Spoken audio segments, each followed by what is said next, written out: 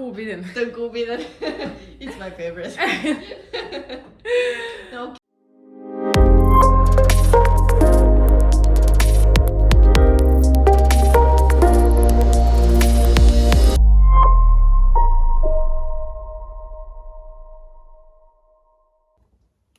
Hello everyone! Today I'm starting my series interviewing the Breakers lovely ladies from cohort October 2022 of the Break program. We're gonna do it here on our lovely terrace in Villa Civil in Cantabria, and let's meet them. Here we go! Hello Ivelina, tell me a little bit about yourself. Okay, so I work as a content manager for an NFT news website, and it's also a marketing agency in the metaverse. And I'm a digital nomad. Where are you from? I was born in Bulgaria, but when I was 6, my family moved to South Africa. So I grew up there, and yeah, I don't know where I'm from. And you said you're a digital nomad, you travel a lot. We're gonna cover that topic in a bit. But first, okay, everybody here was asking, what is Web3? What is exactly what you do? We cannot wrap our hands around it. Can you explain it to somebody who's never heard about crypto and, well, so on? Yeah, so I mean, Web3 is a very big term. So that includes anything that is related to blockchain, basically. So it can either be specifically about blockchain technology or NFTs or crypto or DeFi, which stands for decentralized finance. So there's many different aspects of Web3 as a whole. But my niche is NFTs, which are basically digital tokens. So it's just a token with a code on the blockchain, which represents a physical or a digital item. Right now, it's mostly used for digital items because it's kind of difficult to link it to a physical item, and it's used to prove like the original piece or who owns it. Yeah, like a certificate of ownership. Yeah, exactly. Thank you so much. And what exactly do you do in that so yeah universe? Okay, so the one thing is the NFT news website. So we deliver daily news on what's happening in NFTs because there's a lot going on all the time. And we also get a lot of sponsored content. So all the NFT projects that are launching, like they come to us, and you know, we have sponsorship deals with them, and we partner with different companies in the space for different reasons. And then, so yeah, I manage all the content on there. We have like an educational section, a huge one, which I wrote, and along with a few other people. And we have the daily news, and then we have like some community columnists that write about different communities in NFTs, like fashion or music or whatever they love doing in the space. And then we have research articles, which are more in-depth pieces about something that happened and just opinions. And then the other aspect is like the sister brand of our news website. It's called Metaverse Residence. So we have virtual billboards in different virtual worlds, and like brands, creators, companies can very easily advertise in the metaverse because now metaverse is the big buzzword and there's a lot going on there, and billions of dollars have been put into developing the metaverse. So there's a big demand for that. People just want to try it out, but they don't really know, especially in the blockchain metaverses. People, if you don't know much about it, you need to have some technical background. But what we've created is a really easy interface where it's a Web 2 interface. You just upload your picture and it like pops out in the virtual world on the billboard. So it connects the two worlds. And yeah, we have different packages for that. And also people can host events in these virtual venues in a really easy way without having to have any tech knowledge. Yeah. Okay, so I know that many people are a little bit afraid of, the metaverse, the Web3, the crypto, and so on. And I feel like you're more excited than afraid. So, why we shouldn't be afraid? Like, what are you most passionate about? What do you see in it, and why do you love doing it? Well, I have to at least act excited because it's my job. But yeah, at first I was also like, no, I don't want to talk about the metaverse, so I don't want to be part of that. And I wouldn't say I'm excited about it, but I can see that it's where a lot of money is being invested in, where a lot of companies are pushing for it, and I guess it's where things are heading. And I think it's nice to at least try and make the best of it. I don't think it's gonna be all bad, because I think it's going to be like social media, There will be amazing aspects and then also the negative aspects of it. For me, I'm just excited because my passion is remote work. I love this. And I know a lot of people want to also work remotely, and I think it's going to create a lot more opportunities for people to do that. And I think that's powerful, because then you have so much time to also do other things on the side. And there's so many people who want to develop some communities or eco-living, or just do something that is not in the city. And I feel like remote work opportunities are going to create that chance for people to do it. Because until now, if you don't, either you have some farming business or you're working in the city.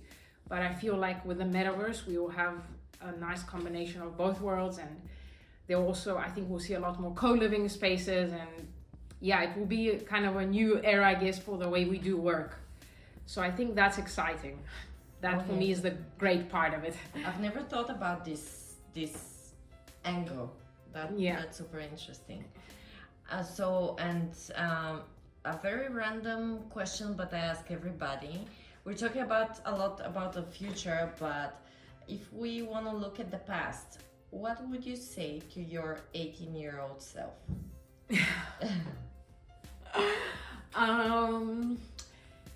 That I should, that's a hard one. But I don't think I had the foresight then, or that I even desired that.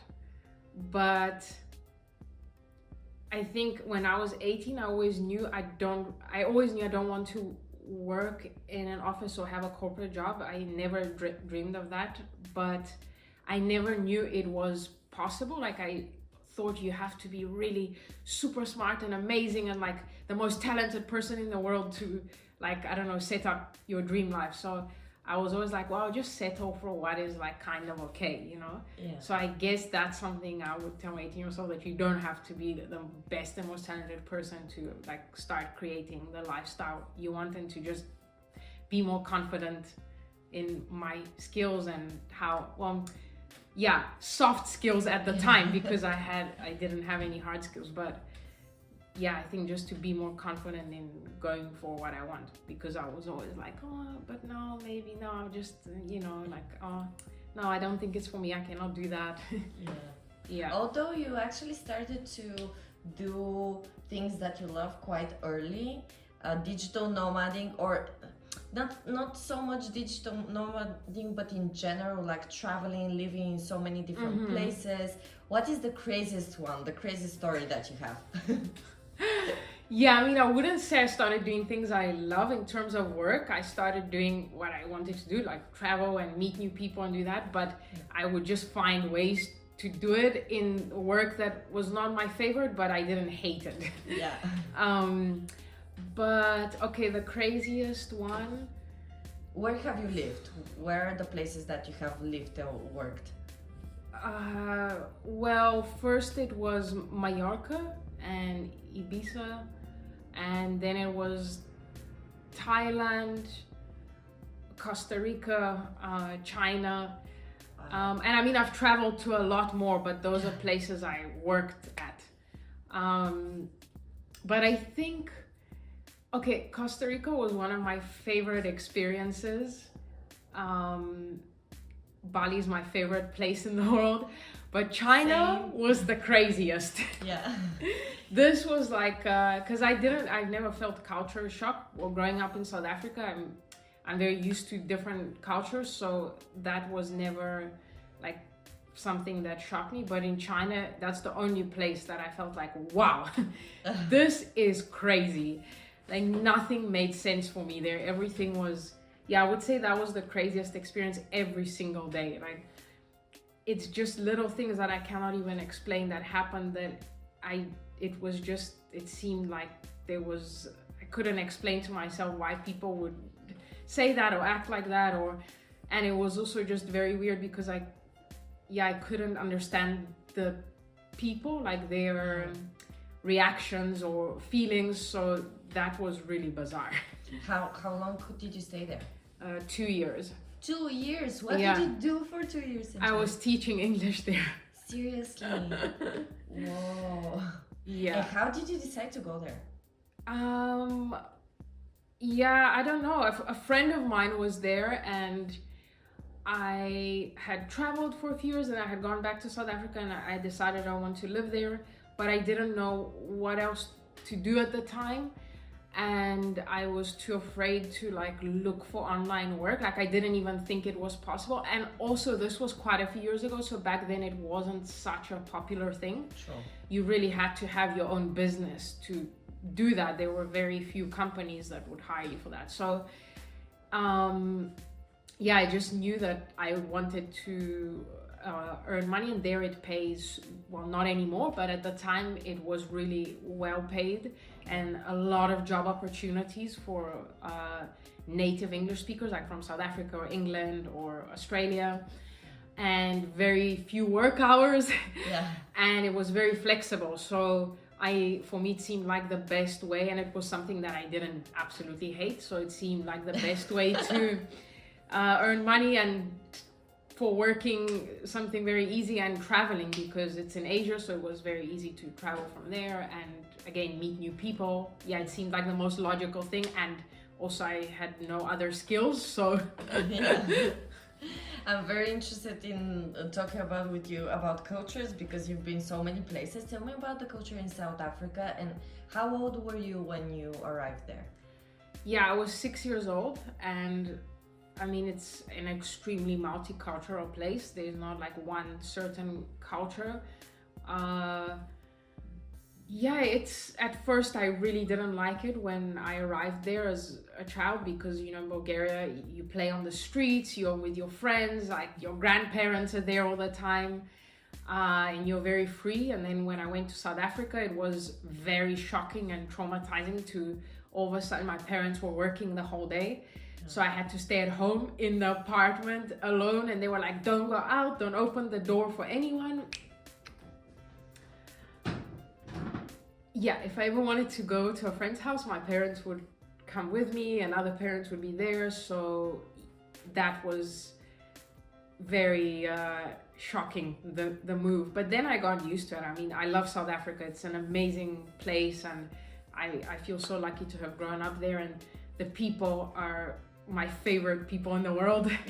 They are really so friendly and just kind and open, and it's a very down-to-earth place. Like it's very easy to get along with people, and they're always smiling. So yeah, I love South Africa.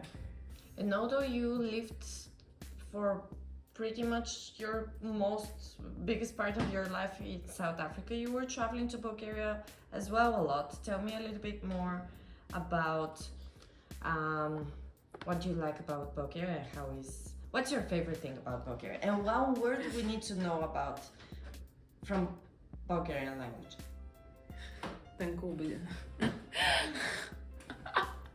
You can edit that out. What did you say? Tankulbiden. It's my favorite. Okay, we use it for the bloopers. Yeah. I want to have bloopers content. Okay, I love Bulgaria, and for me it's weird because in some ways I don't feel connected, but in other ways every time I go back it feels like my motherland. I feel like I can probably forget a lot about South Africa, but with Bulgaria, like it will always feel like my home, you know? Although it's strange because it doesn't feel like my home in terms of friends or the language, because I really struggle to speak properly or like express myself how I want to. But just being there on the land and the people, it feels like, okay, I feel very relaxed there, you know? I feel like if anything happens, I'll be fine here. Can you imagine? In Bulgaria, it's not a relaxed country, and it's something in the air. It smells like home. Yeah. I don't know what it is. And I mean, I don't know. I love the nature and just the way everything is so close to each other and small. And I love that. This is something I noticed that here. I mean, I love Spain. It's beautiful, but I love that the nature in Bulgaria is not like clean cut and everything looks perfect. It's very raw and wild and just chaotic. Chaotic. And I love that. It feels so real and special to me. I like that things there are not so perfect and not so smooth and organized, and that's the Bulgarian in me. So I just want to jump on here because we're never gonna talk with any of the breakers about Bulgaria, so this is my spot. So I want to say the yogurt. Something I feel like I have a mission that I need to tell to everybody, that yogurt comes from Bulgaria and the bacteria only grows in Bulgaria. I mean, the Japanese are buying the patent for the bacteria so that they can create the yogurt. And the bacteria is the nice thing that does your gut good things. Otherwise, I believe, I don't know what it is, but if there isn't the bacteria, it's just cream or whatever. And I don't wanna, I love Greece and I love the Greeks. They're amazing people. I really like them. But honestly, they're just good at marketing, because it's not Greek yogurt, it's Bulgarian yogurt. Thank you. And we're very bad at marketing in Bulgaria. Can we say that? Because I love Bulgarian yogurt. Yes. And tomatoes. That's my other favorite. And tomatoes, Oh my god. Yes, that's true. The food there is still very real and it tastes like food.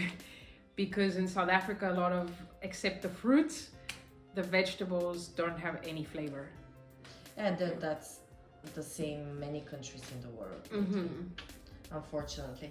But let's go back to I want to ask you about the break. How do you feel about it? It's been a while since we've been here, so now we have some idea about it. And was it what you expected? So I'm really happy with everything that's happened here. I feel the mentorship sessions were really, really incredible. At first I was even skeptical. Will it be helpful? Because I don't know if for my work and where I'm at, like if people will understand and but it was really, really like transformative for me, all the mentorship sessions. I'm so grateful for that. And at first it was a little bit difficult, of course, being with everyone else in the house, and I think we're all used to doing our own thing whenever we want to at whatever time.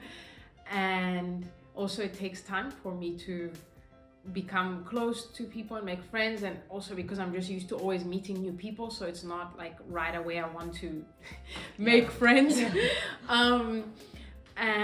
But now that we've spent so many weeks together, it's very nice to feel like, oh, everyone here is amazing.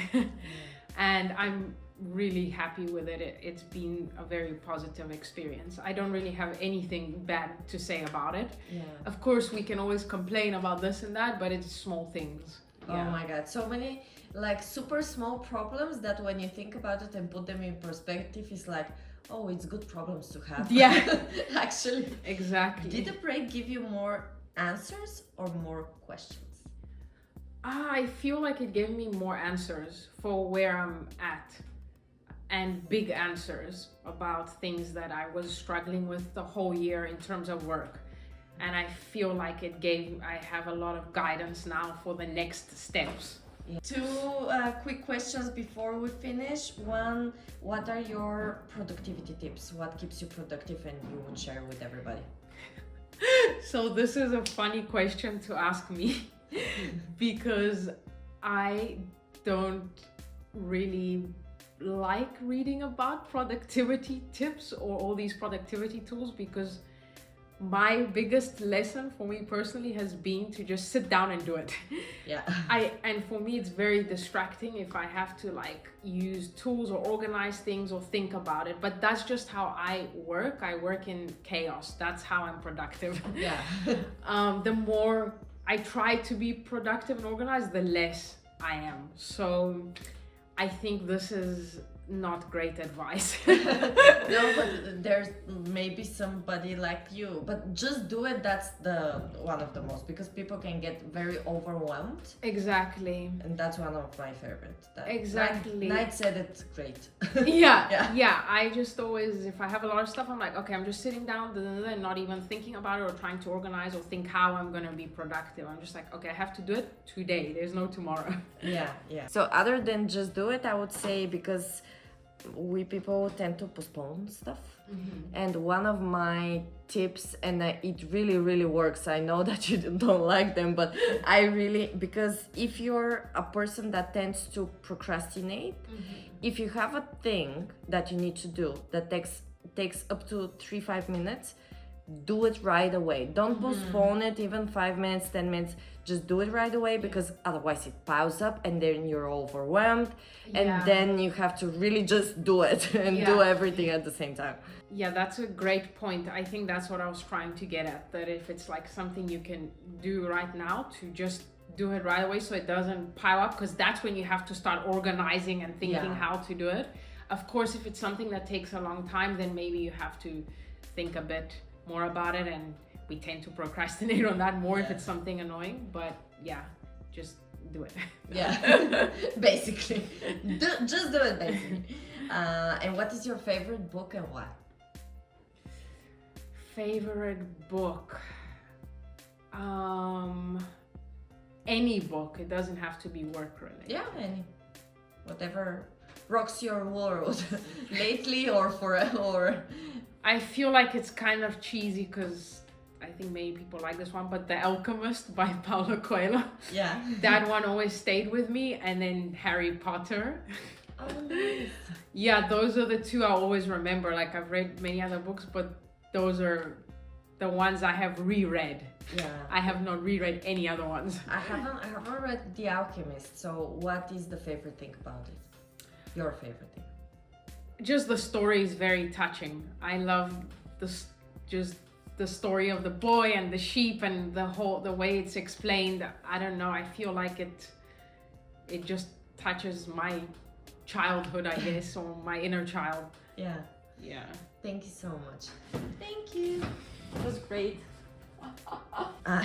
Thank you for watching. Make sure to subscribe to Polly's YouTube channel.